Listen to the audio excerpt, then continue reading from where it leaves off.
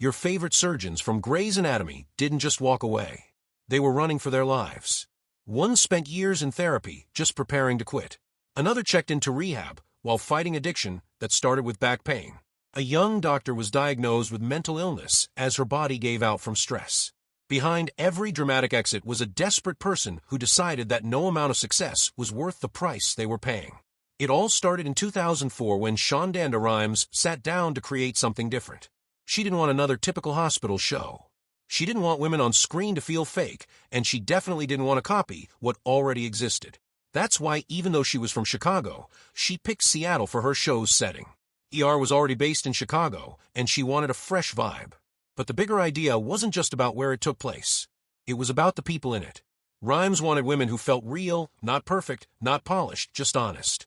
She was obsessed with surgery shows, fascinated by how doctors could talk about breakups while slicing someone open. So, she wrote her characters without race, gender, or even looks in mind. She just wanted the best actor for each part. That's how a diverse, unique cast started to come together. The show was called Grey's Anatomy, but it almost wasn't. At one point, ABC seriously thought about changing the name to Complications. That didn't happen, but what did happen changed everything. ABC had originally planned to air it on Monday nights at 10 p.m. in January 2005. But then at the last minute, they pushed it to March, and instead of Monday, they gave it Sunday slot, right after Desperate Housewives, the biggest show on TV at the time. That spot was gold. People who watched Desperate Housewives just kept watching. Grey's Anatomy was only supposed to run for 4 weeks as a test. But by the time episode 2 aired, the viewership jumped from 16.25 million to 17.71 million. The audience wasn't just interested, they were hooked. ABC scrapped the 4-week plan and decided to keep going. By May, they had already made up their minds. Grey's Anatomy wasn't going anywhere. Season 2 turned it from just another medical drama into a giant. The numbers were wild. Over 21 million people were watching each week. Then came the Super Bowl episode and everything changed. 38 million people tuned in. It was one of the biggest TV moments of the decade. ABC had finally found its crown jewel. Viewers were hooked on Meredith, Derek, and Addison. The drama wasn't just inside the hospital. It was everywhere. And once people got pulled in, they never left. The awards followed quickly. Golden Globes, Emmys, and ECP Image Awards, you name it, Grey's won it. Sandra Oh, Katherine Heigl, Isaiah Washington, Chandra Wilson, Jesse Williams, they all took home trophies. Even the casting directors and writers were recognized. Shonda Rhimes' scripts weren't just good, they were powerful. Critics loved the show. Audiences loved the show. It wasn't just a hit. It was a movement. And then something weird happened. People started using words from the show in real life. Mech Dreamy and Mech Steamy became part of the culture. Everyone had a person after Christina called Meredith hers. You didn't need to be a doctor to talk about coding, scrubbing in, or on-call rooms. The show's language bled into everyday life. People started calling real-life drama a Grey's Anatomy situation. It wasn't just TV anymore. It was how people talked. Then came Thursday nights. ABC made a risky move, putting Grey's on Thursdays at 9 p.m. That time slot used to belong to NBC. But Grey's didn't just survive, it owned it for 18 straight years. Thursday at 9 o'clock meant one thing. Grey's Anatomy. Parents watched it, then their kids did. It became a weekly ritual. No one else stayed that consistent for that long. When they finally changed the time slot in 2024, it actually made headlines. That's how deep it ran. But Grace didn't just live on TV. It found a second life online, on Hulu, on Netflix. Suddenly, people who were too young to watch it in 2005 were binging 20 seasons in a month. In 2024, it became the most streamed drama of the year. Nearly 48 billion minutes watched. Families sat down together. Mothers who had watched it back, then now watching it again with their daughters. It was happening all over again, just on a different screen. Isaiah Washington was one of the biggest stars on Grey's Anatomy. But what happened behind the scenes in 2006 would change everything for him, for the cast, and for the show. It started one night in October. Filming was running late. Patrick Dempsey showed up late to set, and Isaiah didn't take it well. Some say Dempsey did it on purpose to get back at Isaiah for being late earlier. Whatever the reason, Isaiah lost it. He shoved Patrick against a wall and yelled, "You son of a bitch." Crew members froze. One of them, Marty Carrillo, remembered how Isaiah's eyes widened right after, like he realized he had gone too far. Filming stopped immediately. Everyone was told to go home. But that wasn't the worst part. During the argument, Isaiah said something that would end his career. He used a homophobic slur loud enough for others to hear and aimed it at T.R. Knight, who wasn't even part of the fight. T.R. hadn't come out publicly yet. His family didn't even know. The news spread fast. And it didn't just out T.R. It forced him to deal with something deeply personal in the most public way possible. Crew members were stunned. T.R. later said it was the first time anyone had called him that word to his face. He went on Ellen and explained how it shook him. He felt something shift. He couldn't stay silent anymore. So, he came out in a People magazine interview. It wasn't how he wanted to do it, but he wanted control of his own story. Isaiah didn't make things easier. A few months later, the show won a Golden Globe. In the press room, instead of letting the scandal die, he made it worse. Reporters asked about the incident, and Isaiah, instead of denying it quietly, repeated the exact slur again in front of the media. "I did not call TR __," he said. But by repeating it, he caused another explosion. GLAAD, the major LGBTQ+ rights group, released a strong statement. ABC released one too, saying his words were unacceptable. The backlash was immediate. Washington apologized. He admitted what he said was wrong, but it was too late. ABC waited until June 2007 to officially fire him. Nearly 6 months after the Golden Globes debacle, many felt the delay showed the network didn't act fast enough. His character, Dr. Burke, was written out of the show in dramatic fashion. He left Christina Young at the altar. That was the end until 2014. 7 years later, fans were shocked when Isaiah returned to the show for one final episode. Not everyone was happy about it, but there was a reason. Sandra Oh, who played Christina, insisted on it. She wanted closure, and she wouldn't leave the show without it. She won that battle, Isaiah later said. Even GLAAD supported his return, pointing to his recent public service announcements supporting marriage equality. In 2025, Shonda Rhimes, the creator of the show, spoke about the scandal again. She said the cast who lived through that time were still shaken. People still talk about it, she admitted. Katherine Heigl was on top of the world in 2007. She had just won an Emmy for playing Dr. Izzy Stevens on Grey's Anatomy. But just 1 year later, everything began to fall apart starting with one sentence. In June 2008, Heigl shocked Hollywood when she pulled her name from Emmy consideration. She said she didn't think she was given good enough material that year to deserve a nomination. The words hit like a punch to the gut. Writers on the show felt blindsided. Shonda Rhimes, the show's creator, stayed silent at first, but deep down something had changed. That single decision created a ripple effect that would follow Heigl for years. She later admitted it wasn't the best move. She told a reporter she was just trying to be honest, but in hindsight, she said it was more like an ambush. Still, the damage was done. Rhimes waited for the right moment, and then hit back with a quiet but brutal line. When asked about Heigl, she told Oprah, "When people show you who they are, believe them." The quote wasn't loud, but it was icy, and it echoed across the industry. Writers felt betrayed. The set started to feel tense. The crew could feel it, and everyone knew whether they said out loud or not. Heigl's time on Grey's Anatomy was almost up. Then came a turning point. In September 2009, Heigl adopted a baby girl from Korea. She called it life-changing. Her priorities shifted overnight. She wanted to be a better mom, not just a better actress. She took a 3-month leave from the show. At first, everyone understood. But when she kept missing work and scripts had to be rewritten again and again, patience started to wear thin. Behind the scenes, she asked to reduce her hours. Talks didn't go well. So, in 2010, she asked to be released from her contract 18 months early. She said it was for her family. But the truth was messy. Producers had simply had enough. By early 2010, things got even stranger. Her character, Izzy, just vanished.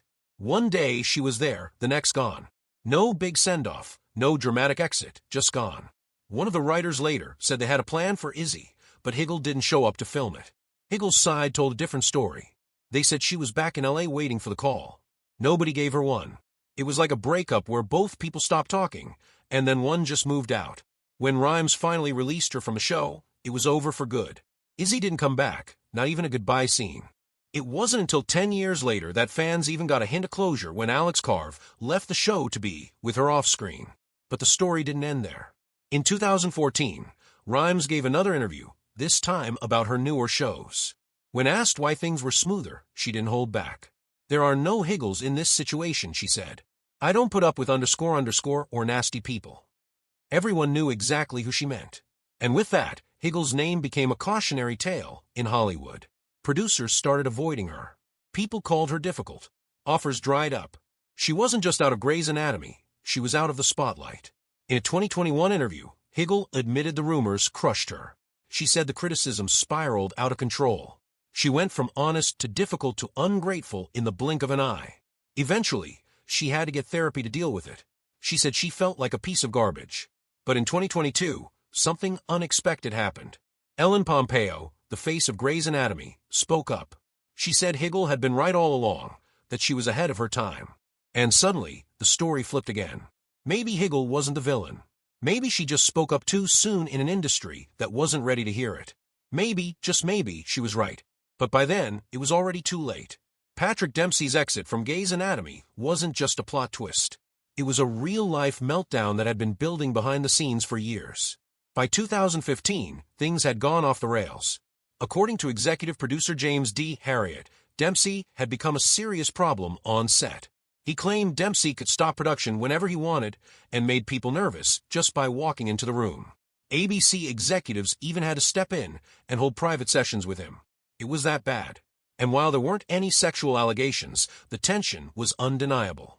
By season 11, Dempsey and show creator Shonda Rhimes could barely stand each other. Harriott said they were at each other's throats. Behind closed doors, some crew members thought Dempsey was just unhappy and isolated, especially as the actresses on set gained more influence. They'd report his behavior to Rhimes, and the pressure kept building. Then in 2015, the impossible happened. Derek Shepherd was killed off in a car crash. That moment didn't just shock fans. It sent a message. Something had gone deeply wrong behind the scenes. But it wasn't just professional drama. It got personal. Harriott revealed that some cast members were traumatized by working with Dempsey. He said people had PTSD because of the tension he created. That sounds extreme, but multiple sources backed it up in Lynette Rice's book, How to Save a Life. One name that came up again and again was Ellen Pompeo. She and Dempsey played the show's central couple, but off-screen the chemistry had curdled. Former producer Janine Renshaw said Pompeo got frustrated that she was doing double the scenes while Dempsey complained constantly. It didn't help that actor Isaiah Washington, who clashed with Dempsey back in 2007, accused him of being chronically late and holding up production. By the time Dempsey's character died in episode 21 of season 11, the tension had reached its peak. Cast and crew didn't just say goodbye to McDreamy, they breathed a sigh of relief. Then came the most dramatic moment of all. According to insiders, Shonda Rhimes gave the network an ultimatum. She had always protected Dempsey's character because he was the dream man she built the show around. But everything changed once she saw his behavior firsthand. That's when, as producer Renshaw put it, Rhimes snapped. She reportedly told ABC, "If he doesn't go, I go." The choice was clear. Rhimes had built Grey's Anatomy into a global phenomenon. Losing her would have been a disaster. So, the network sided with her. And despite Dempsey having a contract through season 12, his fate was sealed. Within weeks, his death scene was filmed in total secrecy. When the episode aired in April 2015, millions were stunned. No one saw it coming. But behind the scenes, it had been coming for a long time. Dempsey, for his part, didn't pretend to be shocked. He had spent 11 seasons on the show, working 10 months a year, 15 hours a day. He told People magazine in 2016 that it had simply been long enough. He admitted the schedule made it impossible to have a normal family life. Sometimes when his kids asked what he was doing the next day, he couldn't answer. He had no idea. He said he probably should have left the show earlier. Executive producer Pryor agreed. Dempsey was tired, frustrated, and done. He didn't want to keep showing up every day. That attitude rubbed his castmates the wrong way, especially since someone like Pompeo was carrying much more screen time. In the end, it wasn't just one thing. It was everything. The drama, the complaints, the power struggles. And on April 23, 2015, the episode titled How to Save a Life aired and killed off one of television's most beloved characters. But behind the scenes, it was already too late to save anything. Sandra Oh didn't just walk away from Grey's Anatomy. She had to let go of a piece of herself. Back in 2011, she started therapy. Not because something went wrong, but because she knew one day she'd have to say goodbye to Christina Young. She gave herself 2 full years. Every session, every journal entry, every quiet moment alone. It was all part of preparing to leave behind a role that had shaped her life. For 10 seasons, over 220 episodes, Christina wasn't just a character. She was part of Sandra. And by the time season 9 ended, Sandra sat down with Shonda Rhimes and simply said, "I'm ready." But the truth is, that decision had been brewing long before. In March 2012, the contracts for the original 6 cast members were up for renewal. Ellen Pompeo, Patrick Dempsey, Justin Chambers, Chandra Wilson, James Pickens Jr., and Sandra Oh. ABC wanted all of them to sign on for 2 more years, and while the others negotiated, Sandra started thinking differently. Season 8 had just aired that devastating plane crash. The show had reached 175 episodes. Sandra was still earning $350,000 per episode, top of her game. But instead of chasing more money, she stayed up at night drawing career maps on paper, trying to figure out what came next. She didn't tell anyone, not the network, not the fans. Only her therapist and a few close friends knew. By December that year, she had made up her mind. Season 10 would be her last. Her exit wasn't rushed. It took 14 months to plan. Starting in July 2013, Sandra and Shonda met every week. No death, no breakdown, no tragedy. This wasn't going to be another messy goodbye, like some of the others. Sandra even helped write the scenes. Together, they designed a send-off that matched Christina's ambition, director of a cutting-edge heart institute in Zurich. Sandra even studied real heart surgeons to make it feel true. And when the final episode aired on May 15, 2014, Christina danced it out with Meredith one last time, and then she was gone. By then, Sandra had done 216 episodes. Her character had been through 24 surgeries, 3 near-death moments, a failed marriage, and too many emotional twists to count. She had won a Golden Globe. She'd been nominated for 5 Emmys. She had nothing left to prove, and she knew it. "I gave it my all," she said. And when she looked at Christina, she felt something strange. She said she wants to be let go, too. It wasn't just Sandra saying goodbye. It was Christina, too. But Christina wasn't the only one who left during that time. Eric Dane, Mark Sloan, was fighting a different battle. In 2011, while his wife was pregnant with their second child, he checked himself into rehab. It started with painkillers for a back injury. But it didn't stop there. He had been sober once back in his youth, but on Grey's with the pressure, the fame, and the downtime during the 2007 writer strike, it got worse. He later admitted, "I was up longer than I was sober." He got clean and returned to work. But something had changed, and by 2012, his time was up. In a raw interview in 2024, DNE didn't sugarcoat anything. "I didn't leave so much as I was let go," he said. "I wasn't the same guy they hired." There was no big fight, no dramatic ending, just a quiet decision. He wasn't coming back. He even admitted that being called McSteamy gave him anxiety. He never felt like the heartthrob people saw on TV. Behind the scenes, he was struggling with identity, addiction, and pressure. And after Grace, the depression got worse. While filming The Last Ship, it all came crashing down. Money didn't help either. By season 8, the show was expensive. DNE was making around $125,000 an episode, but he wanted $250,000. At the same time, other stars like Chandra Wilson and Kevin McKidd were earning less. The network had a choice: keep a fan favorite or cut costs. They kept Ellen, Sandra, and Patrick. And just like that, DNE was out. Ironically, later on, HBO's Euphoria, he got $275,000 per episode, more than Grey's ever paid him. Tyler Lee, Lexi Gray, left for reasons that had nothing to do with fame or money. Her body and mind were falling apart. At 29, she had just been diagnosed with bipolar disorder. But the signs had been there since she was 12. She had 3 kids. One was having seizures. Another had autism. At work, she was in full mania mode. She wasn't sleeping. She wasn't eating. Acting became her way to escape. She used the adrenaline to keep going, but couldn't last. Her husband supported her. The decision to leave was mutual. She needed to get better for herself and for her family. Her exit left a scar. In May 2012, Grey's Anatomy aired the season 8 finale, Flight, a plane crash. Christina, Meredith, Derek, Arizona, Mark, and Lexi were on board. The original plan: Lexi was supposed to die at the hospital from a fall, but Shonda Rhimes knew that wasn't enough. She rewrote the story. Lexi would die under the wreckage. Mark held her hand. He told her everything they would never get: marriage, kids, growing old. She smiled, whispered, "Meant to be." Then she died. Mark survived the crash, but only barely. He was kept on life support for 30 days. And then he was gone, too.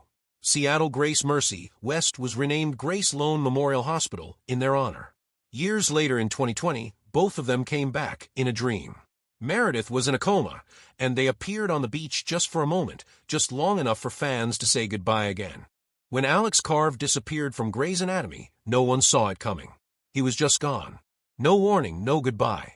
His last scene aired on November 14, 2019 in the 350th episode, but nobody knew it was his final moment.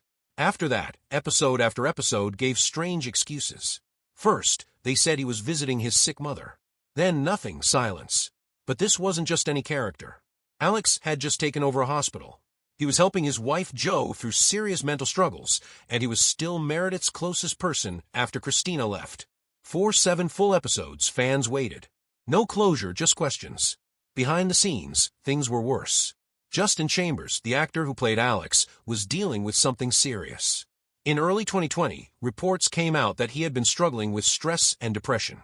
Some said he was in and out of a mental health facility. This wasn't new for him. Back in 2008, he was hospitalized for a sleep disorder so severe that he was only getting 1 hour of sleep a week. He said his mind wouldn't stop racing, even when his body was exhausted. He'd lie down, then get up and pace, and this went on for 2 months. He blamed it partly on how deeply he threw himself into roles. "Be careful what you find," he once said. When asked later if he had gone to Preb Swiss, a rehab center famous for treating celebrities, he didn't confirm, just said maybe, and left it at that. Then, on January 10, 2020, everything became official. Justin Chambers announced he had left Grey's Anatomy. The statement came out of nowhere. No build-up, no hint. He said he wanted to try new things. He was 50 now with a wife and 5 kids. And he said it was the right time. But the timing shocked fans. He was one of the original 5 from the first episode. He'd stayed through 16 seasons. And unlike other major exits, there was no big farewell. No press, no final interview, nothing. Ellen Pompeo said a few words on Twitter. Most of the cast didn't say anything at all. One actor, Omar Leva, called Chambers honest and humble and said it was time for him to move on. Just like that, another original was gone. Only Meredith Grey was left from the beginning. On March 5, 2020, the show finally explained where Alex had gone. It was a shocker. Through voiceover letters, we learned Alex had found his ex-wife, Izzy. She had secretly used frozen embryos from her cancer treatment. She now had 5-year-old twins, Alex's twins. He left everything behind and moved to Kansas to be with her and the kids. That meant leaving Jo, leaving Meredith, leaving his job. Fans were furious. They felt betrayed. After 16 seasons of growth, Alex just vanished. The show's creators said they had 3 choices. Kill Alex off-screen, pretend he was still around, or reunite him with Izzy. They chose the one they thought was kindest. But not everyone agreed. Still, the episode pulled in 6.3 million viewers, its best rating in 6 weeks. Sarah Ramirez, who played Callie Torres, also made a sudden exit, but with a twist. In 2016, they left after 10 years. And even Shonda Rhimes didn't see it coming. She said she found out only a few days before the public did. Ramirez later said they had hit an emotional wall. They had given everything to the role and needed space to breathe. The writers had luckily already filmed scenes of Callie moving to New York, so her exit wasn't as shocking as others. And since Arizona later moved there, too, their daughter could live with both parents. Ramirez never ruled out coming back, but they haven't yet. Jesse Williams, who played Jackson Avery, had a very different departure. In 2021, he left after 12 seasons, but he helped write his own goodbye. He told the New York Times that his next move had to scare him. He wanted to leave his comfort zone. So Jackson's final storyline had him move to Boston to take over his family's foundation. He wanted to fight racial injustice in healthcare. The storyline matched Williams' real-life activism. His final episode showed heartfelt goodbyes, especially with Meredith. Williams said filming those scenes was super cathartic. After leaving, he took on Broadway. He starred in Take Me Out and got a Tony Award nomination. So yes, the risk paid off. Then there was Ellen Pompeo. After 18 seasons, she decided to step back. In 2022, she reduced her role in season 19. She said it felt like sending a kid to college. 19 years is longer than most people keep their kids at home. She joked she wanted more time for her 3 kids and a chance to explore new projects. She stayed on as an executive producer and still did voiceovers. In 2025, she admitted another reason she didn't quit fully. Money. In her words, "If I walk away completely, everyone keeps making money from my work, and I don't." Back in 2017, she negotiated a deal worth $20 million. That made her the highest-paid actress on TV. Her step back gave newer characters more room, but she still kept one hand on the wheel. When COVID hit in 2020, Grey's Anatomy found a creative way to deal with it. They made Meredith sick with the virus. In her coma, she kept seeing dead characters on a beach. It was emotional. It gave fans closure they never got before. Patrick Dempsey came back as Derek. George Ollie appeared, too. So did Lexi and Mark, even though their scenes were filmed on a green screen. Even Duca, who died mid-season, ran into the arms of his late mother in a final farewell. These scenes reminded fans why Grey's Anatomy had remained one of television's most beloved dramas for so many years.